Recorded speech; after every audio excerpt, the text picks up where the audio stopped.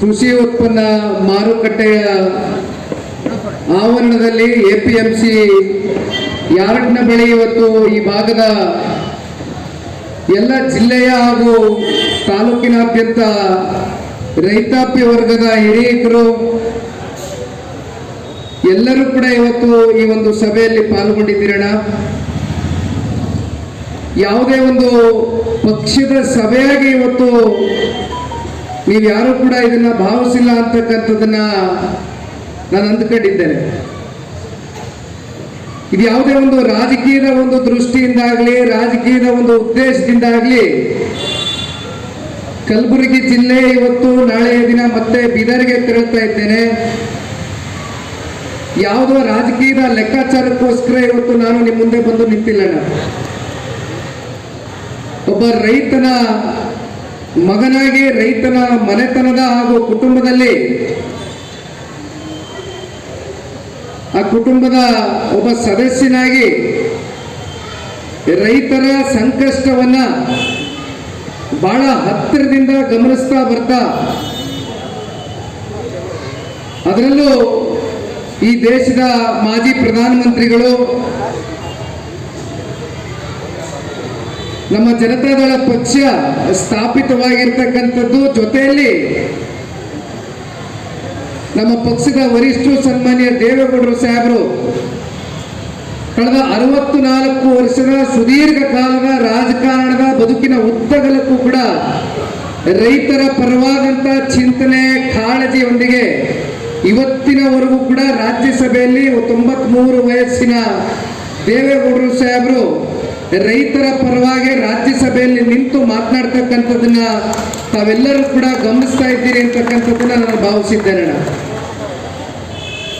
ಅವರ ಸುಪುತ್ರರು ಈ ರಾಜ್ಯ ಕಂಡಂತ ಅಪರೂಪ ನಾಯಕರು, ಒಂದು ಅಪರೂಪದ ವ್ಯಕ್ತಿತ್ವ ಅಂತಕ್ಕಂಥದ್ದು ನಾವೆಲ್ಲರೂ ಬಹಳ ಚೆನ್ನಾಗಿ ಅರ್ಥ ಮಾಡ್ಕೊಂಡಿದ್ದೇವೆ. ಅತ್ಯಂತ ಕಮ್ಮಿ ಅವಧಿ ಈ ರಾಜ್ಯದಲ್ಲಿ ಆಡಳಿತವನ್ನ ಮಾಡಿದ್ರು ಕೂಡ ರೈತರು ಸಂಕಷ್ಟದಲ್ಲಿದ್ದಂಥ ಸಂದರ್ಭದಲ್ಲಿ ರೈತರ ಪರವಾಗಿ ಧ್ವನಿಯಾಗಿ ಕೆಲಸ ಮಾಡುತ್ತಾ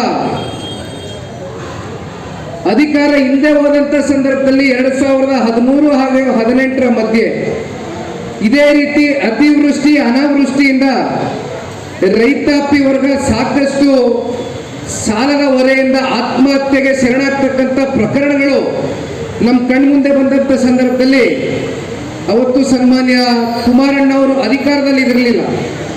ಆದರೆ ಒಂದು ಮಾತನ್ನ ಇಡೀ ರಾಜ್ಯ ವ್ಯಾಪ್ತಿ ಚುನಾವಣೆಯ ಸಂದರ್ಭದಲ್ಲಿ ಒಂದು ಮಾತನ್ನ ಕೊಟ್ಟರು.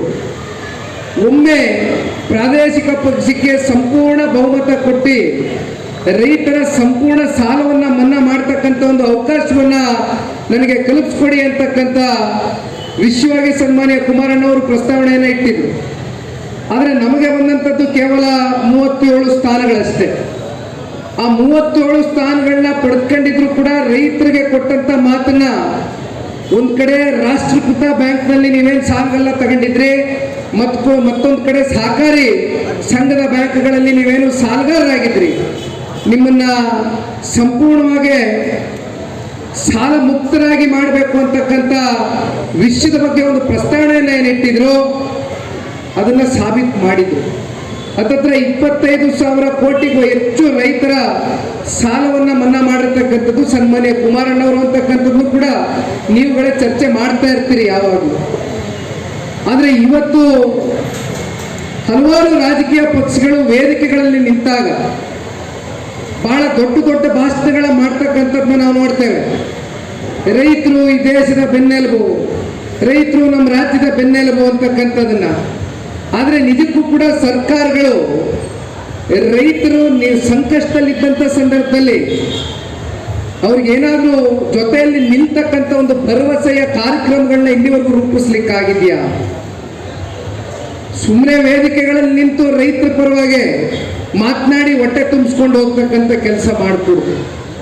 ಯಾಕೆಂದ್ರೆ ಇವತ್ತು ನಾನಿಲ್ಲಿ ಬಂದು ನಿಂತಿರ್ತಕ್ಕಂಥದ್ದು ಬಹಳ ಜನ ರೈತಾಪಿ ವರ್ಗದ ಹಿರಿಯಕರು, ಅನುಭವಿಗಳು. ನಿಜಕ್ಕೂ ನೀವೇನು ಕಷ್ಟಗಳನ್ನ ಅನುಭವಿಸ್ತಾ ಬರ್ತಾ ಇದ್ದೀರಿ, ಅವೆಲ್ಲದರ ಬಗ್ಗೆ ಇವತ್ತು ಸಂಪೂರ್ಣವಾದಂಥ ಒಂದು ಮಾಹಿತಿಯನ್ನು ಕೊಡುವ ಮೂಲಕ ನನ್ನಂಥ ಯುವ ಪೀಳಿಗೆಗೆ ಇವತ್ತು ನಿಜಕ್ಕೂ ನೀವು ಎದುರಿಸ್ತಾ ಇರ್ತಕ್ಕಂಥ ಪ್ರತಿನಿತ್ಯದ ಸಂಕಷ್ಟದ ದಿನಗಳ ಬಗ್ಗೆ ನಮಗೂ ಕೂಡ ಒಂದಷ್ಟು ಅರಿವನ್ನು ಮೂಡಿಸ್ಕೊಟ್ಟಿದ್ದೀರಣ್ಣ.